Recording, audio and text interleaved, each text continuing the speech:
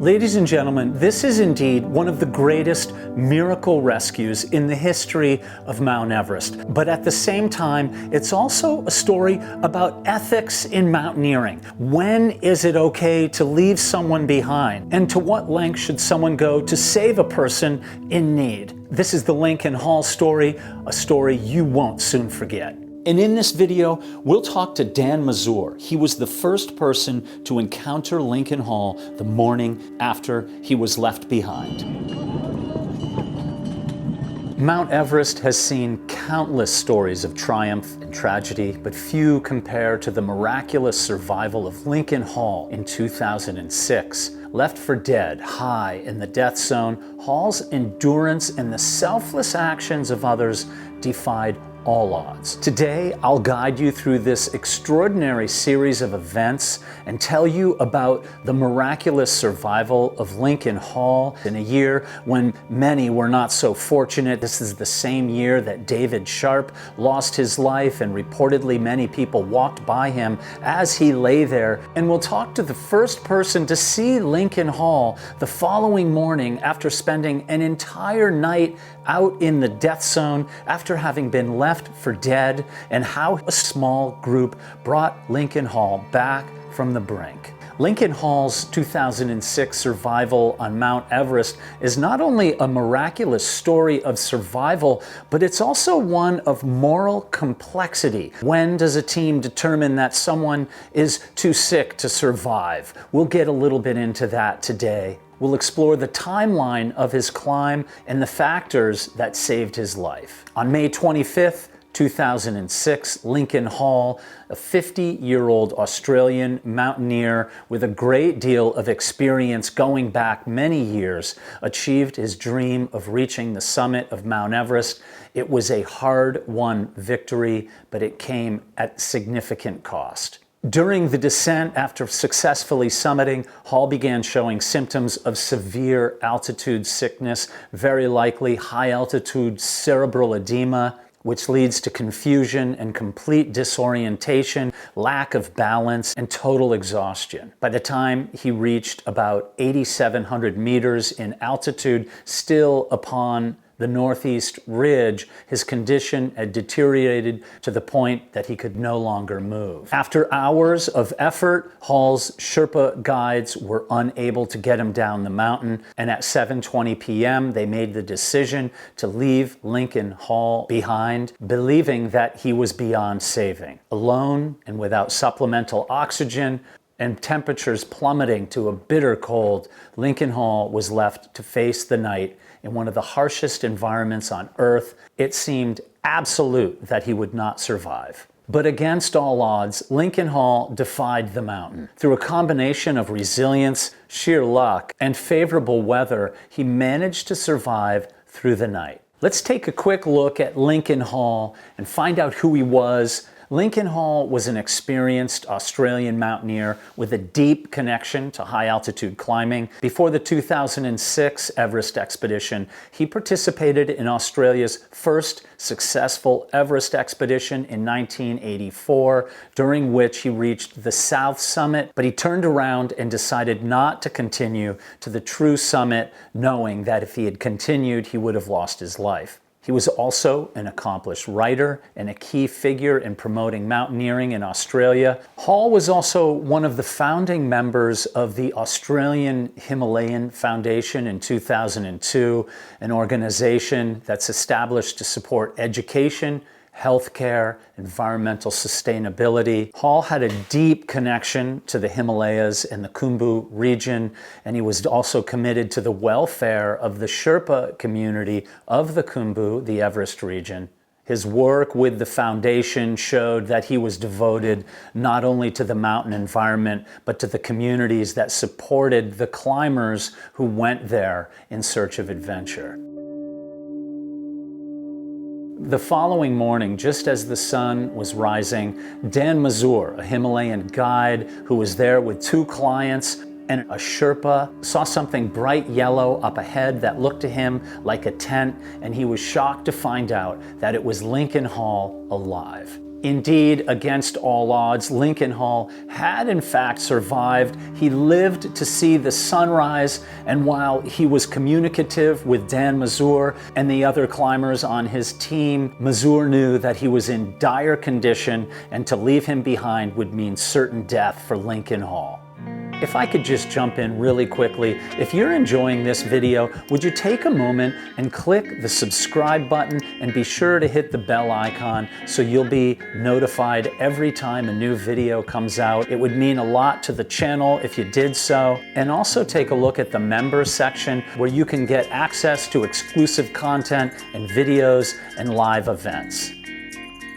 This unlikely Lincoln Hall survival story was preceded by the death of David Sharp only a week or so before in a little cave on the northeast ridge very close to the summit. I have a story about David Sharp that I'll put the link in the description. It's a gripping and sobering tale. Also, on the very day that Lincoln Hall summited and encountered his own problems, somewhat behind his summit team was a climber from Germany named Thomas Weber. He was climbing with the same expedition organizer that Lincoln Hall was with. He suffered from severe altitude sickness and died on the route. And now my gripping conversation with Dan Mazur, the first person to see Lincoln Hall the morning after he was left behind. Dan, so you were there. Just bring us back a little bit. You were guiding a client, and Lincoln was with the Russians. Yeah, they had like 50 people on their team. I knew them really good, the Russians, because I climbed with Russians for many years, so I knew those guys. I still know them really well. And so Lincoln went with them. He got really sick coming down from the summit, and then his Sherpas called in, you know, and we're like, hey man, this guy can't walk. And they were like, well, try to get him down. And it was really late at night, like after dark, maybe like 8 o'clock at night. And they were like, hey man, he's laying in the snow and he's not breathing. And they just like, hey man, he's done, he's a goner, and we're leaving him. So the leader was like, hey, I guess you have to leave him. And then so they went back down to the high camp, and then we were climbing up in the morning, me, 2 guys, one from Canada named Andrew, one British guy, Miles, and one Sherpa named Jangbu, and a British guy named Phil, who was like a co-leader of our group. And then it was about 7 a.m. The sun had just risen, and then I was coming around this corner. I was going first by accident, and then I saw this yellow tent on the ridge, kind of piece of canvas up there. And I got a little closer, and it was like, you know, as you're hiking below a ridge and then you see something in the distance up on the ridge. And then I looked a little closer, and I got closer, and it was like a guy, you know, and it was a guy sitting there with his down coat open and off. I could see like his bare chest. Walked up to him, and, you know, the guys like looked at me, and he was like, he's like, you look like you're kind of surprised to see me out here. I was like, yeah. I could tell right away that he was a witty Australian. That was such a witty Australian thing to say, you know. Could you imagine being in a situation like that, sitting out on the ridge? It's called the Mushroom Rock up there at 8.6. To be witty at 7 a.m. at 8.6 when your coat is off and you've been out there all night.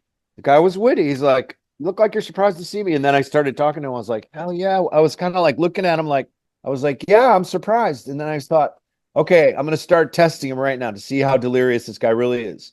Do you know what your name is? And he's like, he thought about it for a while, and he's like, my name is Lincoln Hall. Like he was sort of proud that he knew his name. What transpired? I mean, there he is communicating with you, and it sounds fine from well, right away, elevation. you know, we're like, oh my God, this guy's up here. And then we started being like, well, you know, what group are you with? And then we figured out that he was, because we had no idea that he was up there. I think Andrew knew right away. They're like, oh, that's Lincoln Hall. You know, he's an Australian guy who is with the Russian team. And then, you know, it's like, well, where's his team? And then we started to ask him, and he's like, I don't know. And then so we were like, oh my God. And then so right away, you know, we started looking around at him like, hey, he has no food, no water, no jacket, no oxygen, like no hat, no gloves, you know. So right away we started taking care of him, you know, like, hey man, let's get some gloves on, you know, get your hat on. Have you had any water? Drink this water here. Have you had any food? Eat this food. And I had an extra mask and regulator set and an extra bottle of oxygen. I had the extra set of oxygen mask and regulator in my pack. So I put it on him. So before, what did his hands No, he look was like? like fully delirious. It turned Yeah. out he wasn't as sharp and smart as he thought he was. And then he starts talking about how he's on a boat ride and you guys are on this boat ride with me. And he was like, leaning back, like stretching out as he started to, he could feel his body moving better, so he wasn't all hunched over. And we gave him food, water, and oxygen. And then so we're like, oh my God, he's not even tied to the rope. I can't remember why he wasn't tied to the rope. I think they maybe took his harness or something too. They had taken everything. He'd been stripped. I remember saying at the time, this looks like an execution. Wow. So, so They he thought stripped him, man. They took all of his good stuff that they could. like ice axe and things like that. Uh-huh. His Um, backpack, his oxygen, all the stuff they could easily grab off of him that they would perhaps be able to sell later in Kathmandu. oh my gosh. But, That's a whole I'm not side here, story. I'm not a religious guy, but I'm going to go with the biblical thing here, Tom. And I'm not a religious guy, but I'm going to go with this, let those who have not sinned cast the first stone. Mine is not to judge. Okay? So I'm Roger. not playing God here. I'm not saying who did what or what was bad or good. I'll leave that over to Angela Benavides and you. That's Um, you guys can do that, but I'm not doing that. so could you tell me about the condition of his hands? And then I want to hear about, Well, it was hard to say, oh, but they look like yellow kind of candle wax. like hard. I didn't like squeeze them or anything, but I could just tell. And he'd been out all night with no gloves on. And They he were ended up frozen losing. solid, visibly. They look like sticks of candle, Mm, No blood flow there, right? No wow. red, no pink. Mazur talks about how Lincoln Hall was having hallucinations and believed that he was actually on a boat trip and was surprised to see other people joining him on the trip. During this time, he was perched on the precarious northeast ridge, which falls down on the east side 10,000 feet, over 3,000 meters, and about the same amount down to the Rongbuk Glacier, 10,000 feet, more than 3,000 meters down the north side. Mazur was shocked to find that Lincoln Hall was not clipped into the rope. In fact, Mazur recalls that Lincoln Hall was not even wearing a harness. There was no evidence of his backpack anywhere to be seen, and Lincoln Hall kept saying, come on, let's jump over the edge of the boat. And so Mazur and his team quickly got Hall clipped into the rope to be sure that he didn't just jump over the edge of the mountain. We were like, hey man, this guy is really cold and he's from a huge, really well-funded team of massive proportions. So that took a really long time to get that going on the radio. Finally, after more than an hour, I think it might have been 2 hours, they got the Russian leader, our buddy Alex, on the phone, on the radio, and Alex came on and I knew him and I was like, Alex, this is Daniela. They always called me Daniela. And I was like, I'm up here and your member is here and his name's Lincoln Hall. And Alex was like, no, he's dead. And I was like, he's not dead, dude. He's with me right here. He's talking, he's moving around, and you need to send your team of Sherpas up here right now and get him down. And I was like shouting at him on the phone, like, Alex, you have to do this. And Alex was like, really? And I was like, really? You must do this, Alex. Like, this is no joke. Like, he's alive. You have to come and get him. You have to send your Sherpas up here. I had called down because we had our guy, Phil, who was the assistant leader who had earlier decided to not do the summit attempt and had gone back to the high camp. So I was able to talk to our guy, Phil, and Phil had gone to their tent in the high camp. And the Sherpas were in the tent and he had called me. He's like, yeah, the Sherpas are here. They said that he's dead. And they left him up there last night. I was like, Phil, he's not dead. And I'm talking to their boss, Alex, and Alex says they need to come up here. So there was some delay. And then finally, Keepa told me that the Sherpas were coming from their team. Did the team of Sherpa came up and Yeah, we waited until they came up. Mhm. And then when they came up, there was like the famous Sherpa leading them with his other Sherpa buddies. There was like 4 of them. They came up from the high camp because they had just gotten down to the high camp late the night before, right? They came up, and the super famous guy had a huge backpack on. He took it off, and then he unzipped or did the closure at the top of the backpack. And then inside his big backpack was another smaller backpack, and he slid that out, and it was Lincoln Hall's entire backpack with his oxygen set, his ice axe, his food, all of his extra clothing, his camera, and everything. He slid that out and took it out and started taking things off. And then, he gave us our oxygen gear back and put Lincoln's oxygen gear on. He had like a thermos of coffee in there and, hot chocolate and food. And he started taking care of Lincoln. Yeah. I see why you're not saying anybody's name. Well, mostly because I can't remember. Yeah. I'm 64, dude. Okay, so, and then they took charge of the descent. Well, there were so many of them, right? Yeah, then you guys, and they'd had a night's sleep, and they're Sherpas, man. They're superhuman. No, you guys have every right. You did your job. They were strong as hell, but by then it was so late. Yeah. It was like noon or even later. And we could see clouds scudding in, like quickly. You know how fast clouds build up in the afternoon up there? Mm-hmm. And we're like, I think we should quit while the quitting's good. We're alive. Still, Hall was in an extremely precarious position, and Mazur and his team soon came to a crossroads after the Sherpa team from below came back up the mountain to assist. Now, with Lincoln Hall still in dire condition, the challenge for the Sherpa was to get him down that steep cliff, at which time they clipped him into the rope and had him rappel himself down. So you can kind of imagine that they were just hoping for the best and that he didn't kill himself in that dangerous section. There was still a long way to go to get to high camp, Camp 3, but this was certainly the crux of the descent. If they could get him down, they'd be on, well, not easy ground, but much easier ground, and therein Hall's survival would be much more assured. By the time that Sherpa team did arrive, Mazur and his team had passed the point of no return. They had used up most of their own oxygen, and the time of day was getting late, and they made the absolutely painstaking decision to turn around and give up their summit aspirations.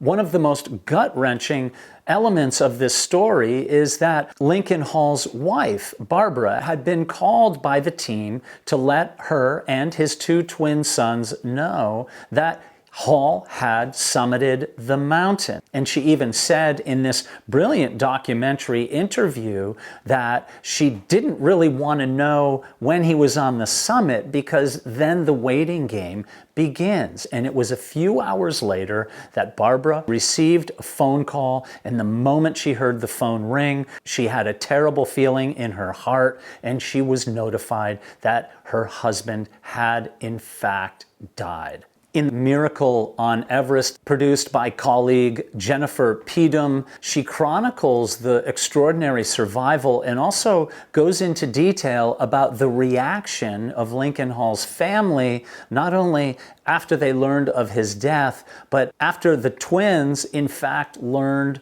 that their dad had survived. Talk about an emotional roller coaster. I mean, I'm alive now. I got some more frostbite to add to my collection. It's good, really, because my kids have never seen fresh frostbite. Let's go real briefly into the ethical considerations of high-altitude mountaineering. It's very easy to be at sea level in the warmth of a home, sitting on a couch, to judge what people decide to do in the death zone, in the bitter cold, with a very short window for survival. So let's just try to get into the physical improbability of actually rescuing a human being at altitude. This is some footage from the south side of the mountain taken in 2017 just to show what it's like to actually move an immobile body, the difficulty of it, how high up it is. These three Sherpa here are incredibly strong human beings, and they are not exactly moving nimbly up there. The reason I show this is just to try to get into the mind of someone faced with the task of actually rescuing a human being up in the death zone. So the first question that we ask is, was the decision by the Sherpas to leave Hall behind justified by the extreme conditions and at the risk of their own lives? And now the sacrifice of personal goals. Was Mazur's decision to abandon his summit attempt, where he had already been before, but to abandon the summit attempt of the two clients who had hired Mazur to get them to the summit, was that ethically necessary and beyond the call of duty? And now what about some of the factors that were instrumental in Lincoln Hall's survival? Mental fortitude, his experience and psychological resilience on many previous expeditions probably played a crucial role in his survival. As Mazur said in the interview, that Lincoln Hall actually was funny when they first ran into him, despite the fact that he was bordering on full hallucination and delirium. And then, of course, the environmental conditions. While it's still extreme up in the death zone, clouds came over the mountain that night and kept the mountain relatively warm. These are relative terms. Still cold, well below freezing, but not so cold that it would have killed anybody no matter what. And then lastly, I suppose you can't really count out good old luck as a key factor in the survival of Lincoln Hall. The beauty of this miracle is that Lincoln Hall was able to come home and see his twins grow up into their teen years. But the devastating irony is that Lincoln Hall, 6 years later, would succumb to an aggressive form of cancer known as mesothelioma, mostly attributed to inhaling asbestos. The story indeed continues to provoke continued discussion of the ethics of high-altitude mountaineering and those beautiful cases, those rare cases of complete selflessness where people are willing to give up their own aspirations and their own safety in order to save the life of another. I hope you've enjoyed this video. Do a good deed. Don't ask for anything in return. Make the world a better place, one tiny step at a time. Peace be with you, my friends.